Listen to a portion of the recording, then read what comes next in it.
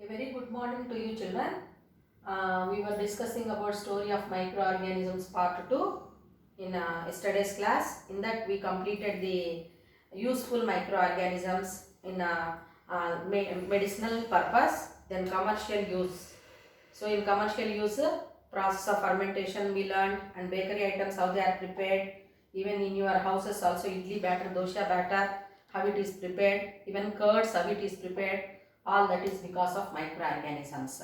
So medicinal purpose, how these microorganisms are useful.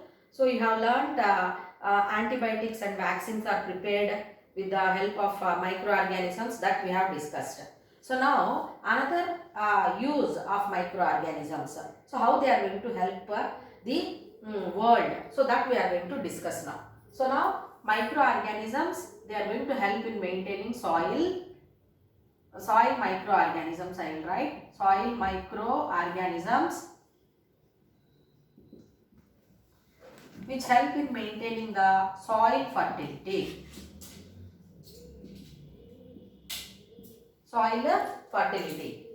So in what way is there any relation? Means obviously it is children.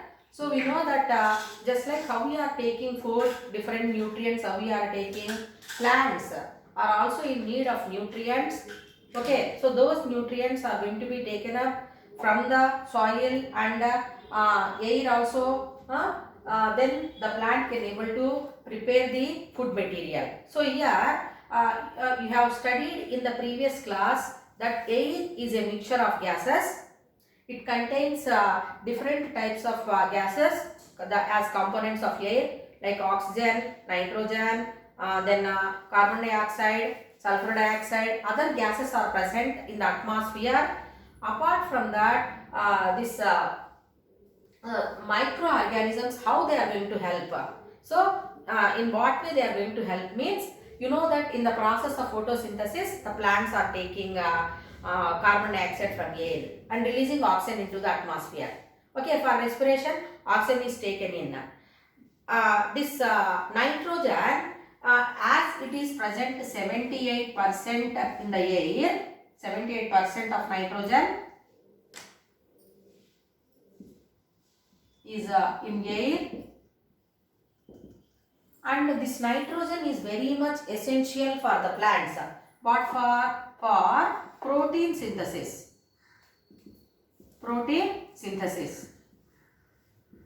So this nitrogen is very important nutrient for all the living organisms. So that nitrogen is present in the atmosphere in larger volume. That nitrogen, whichever is present freely in the air, is not taken up by the plants. How they are taking carbon dioxide and oxygen. Is it clear to you? Then how the plants are able to use this nitrogen whichever is present in the air, how it is entering, means that is because of action of microorganisms. Is it clear to you? So this atmospheric nitrogen, it enters into the plant, that is because of some kind of microorganisms which are present in air as a free living bacteria.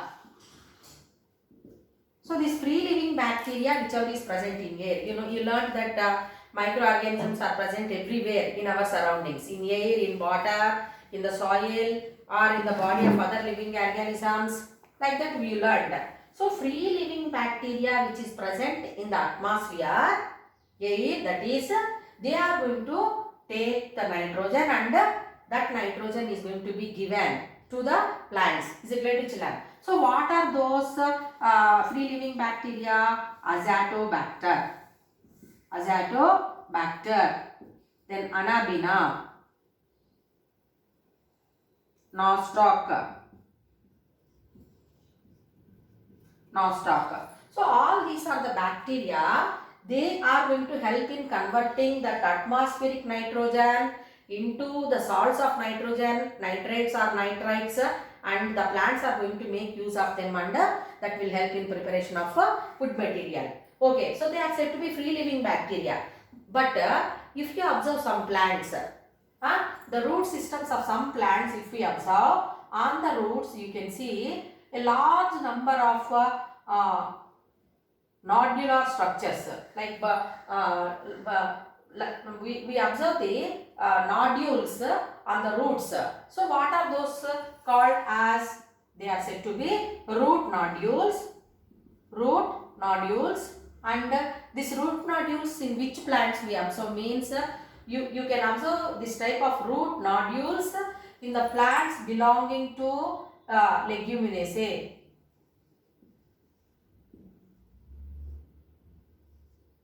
Leguminaceae family or bean family. Bean family.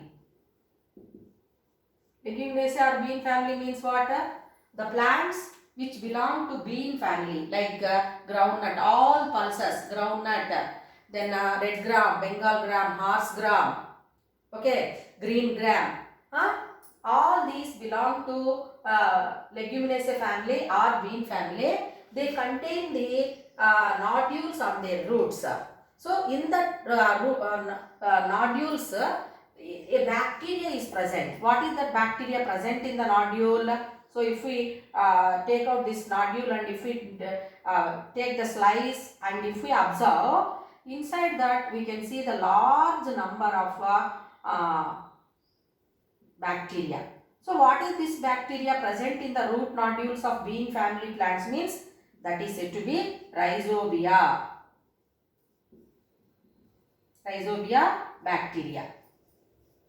So Rhizobium is singular, Rhizobia is plural. So Rhizobia bacteria are present in the root nodules of Leguminaceae or bean family plants. Children, very important. Please remember this.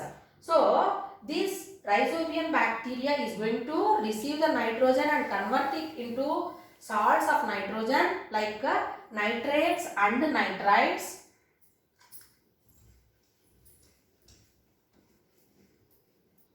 And nitrites.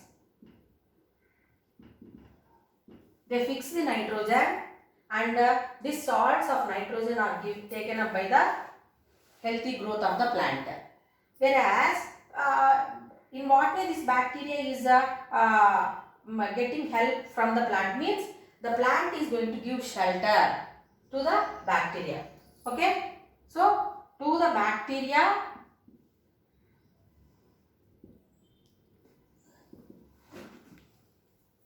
so bean family plants are giving shelter.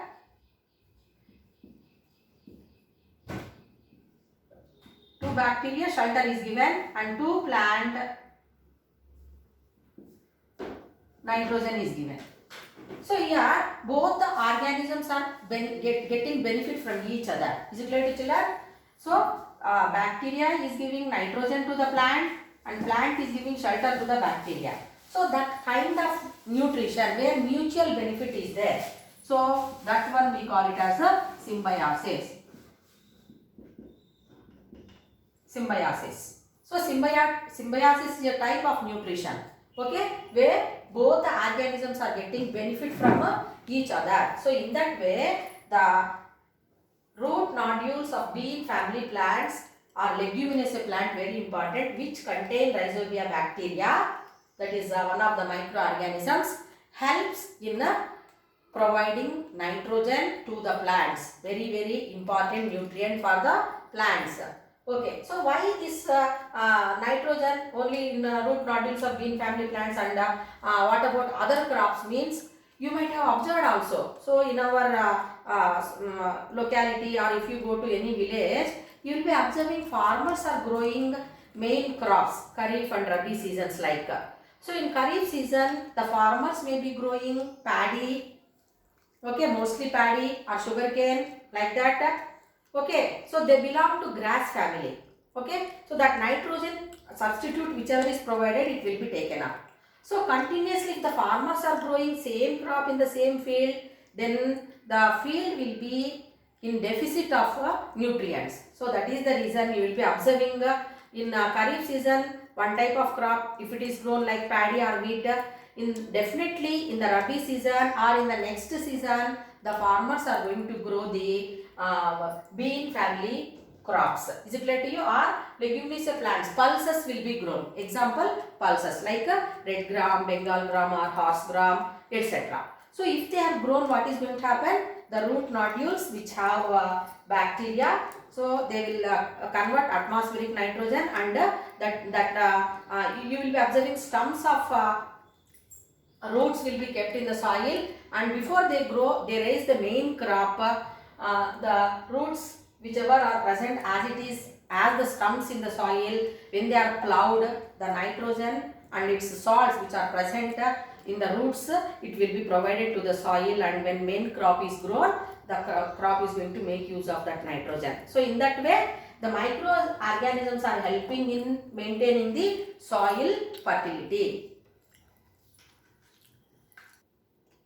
The soil microorganisms like fungi and bacteria. So we learnt about bacteria. So now fungi whichever is present in the soil, it is also bacteria and fungi. So they are going to help in decomposing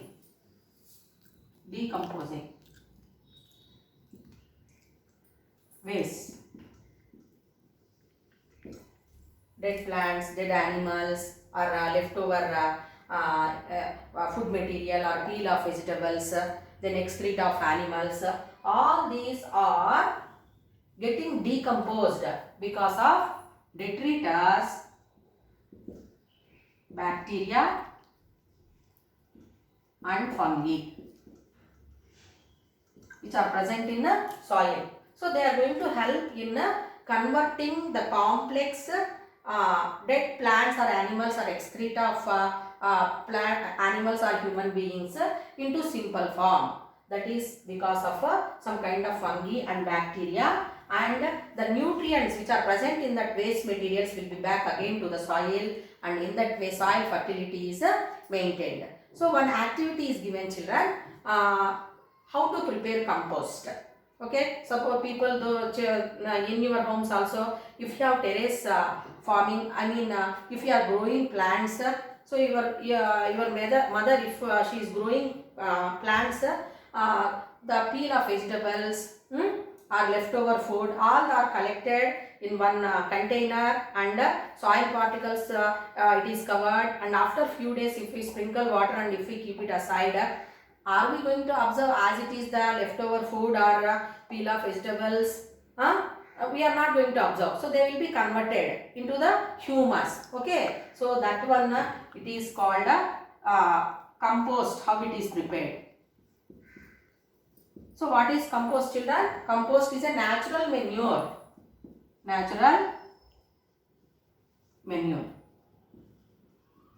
Or natural fertilizer. So this natural manure or fertilizer is also prepared because of the action of microorganisms. They are decomposing the leftover food or peel of vegetables or fruits or excrete of animals. Is it clear to you? So in your book one activity is given. So we have to dig the earth to some depth, and whatever the materials which are collected, we have to keep it in them, and we have to cover it with soil particles, and we have to sprinkle water, and it is going to be, it has to be covered. So after few weeks if we say, all this will be mixed up. So that forms the compost. Is it clear to you? Suppose if we take this one. So what you are going to learn here, here we have used only the peel of vegetables or fruits or excrete of animals like. Suppose if we take materials like glass or plastic and sprinkle water and cover it with soil particles, and if we observe, are we going to observe any change? Means obviously here no change. Why?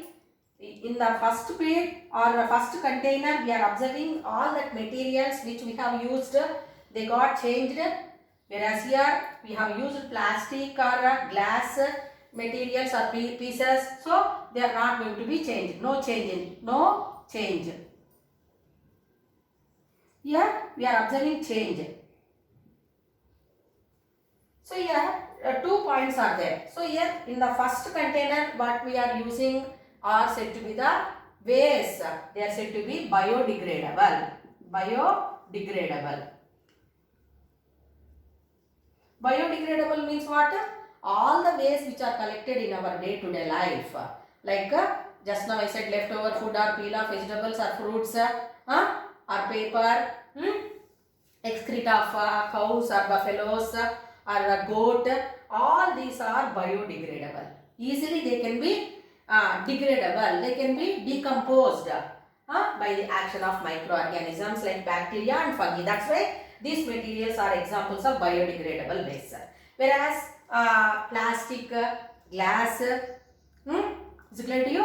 Or tins, Coca-Cola tins you will be using, you are throwing them. Are they going to be degraded? No. So they are non-biodegradable. Non-biodegradable.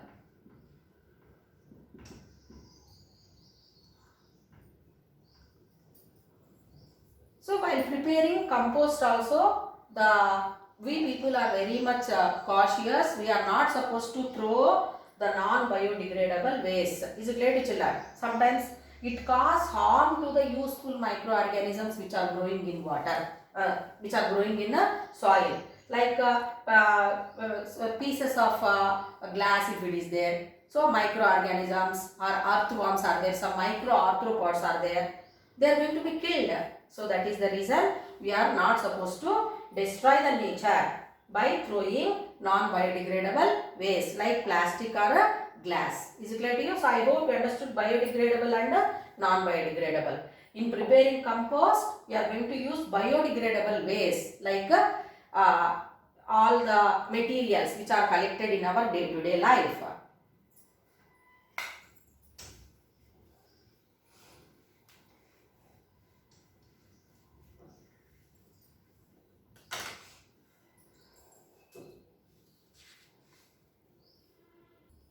So just now you learned how these microorganisms are helping in decomposing which are present in soil or water. Now one question to you, what will happen if useful microorganisms are there which are helping in decomposing?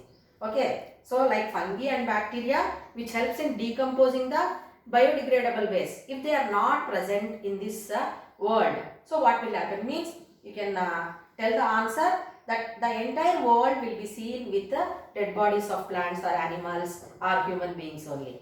Is it not, children?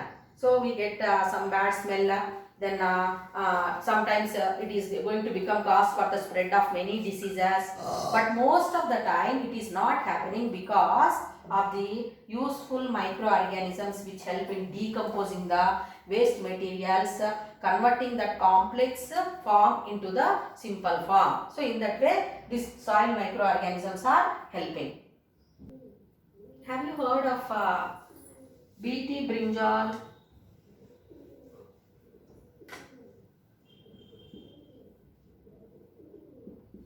BT brinjal or BT cotton? Brinjal means it is a vegetable. Cotton means cotton crop. BT means what? So BT means it is the name of the bacteria, Bacillus thuringiensis. Thuringiensis. Is it clear to you? BT means Bacillus thuringiensis. It is a bacteria. Name of the bacteria. So this bacterium is going to produce some toxin. Toxin means poisonous to other living organism.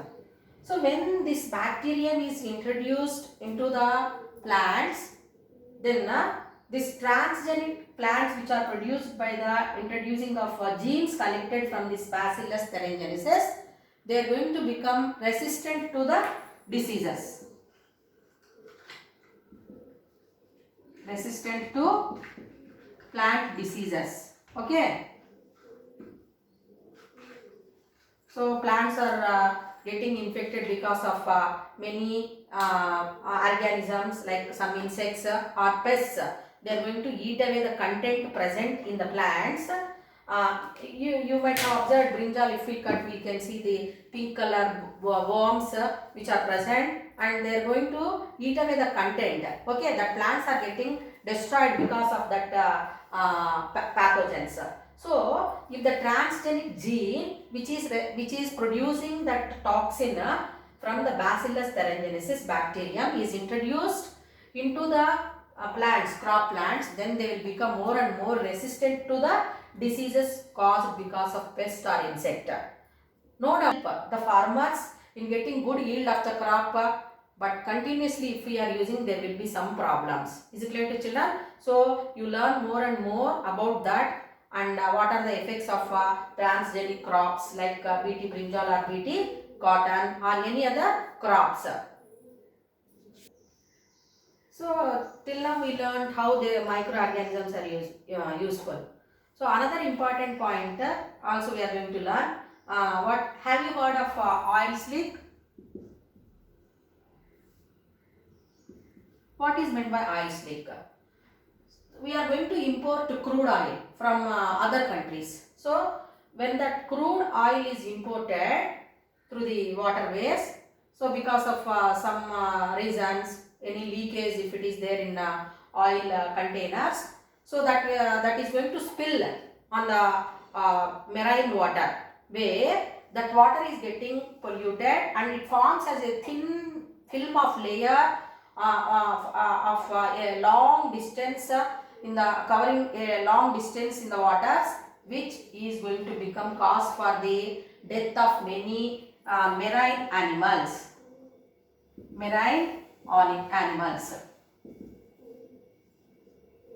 So marine animals which are living in water and they cannot breathe. Why? Because that oil layer it is formed it is not allowing oxygen to enter into the water. That oxygen is not getting dissolved. So because of the deficit of oxygen, the organisms which are living in water, marine oceans, they are getting dying. Apart from that, all that coastal regions are getting polluted because of this oil slick. So this oil slick, whichever is damage caused because of that importing of crude oil sometimes, it is prevented by introducing some kind of bacteria. So this bacteria is going to eat away the oil slick and it is going to clean up the marine coastal environment. Is it clear to children? So in that way, this bacteria is helping in preventing oil slick. Is it clear to you? So in that way, microorganisms which are present everywhere around us, like in soil, in water, in the body of other organisms, or which are present in the soil, they are going to help a lot in a lot for everyone in this world.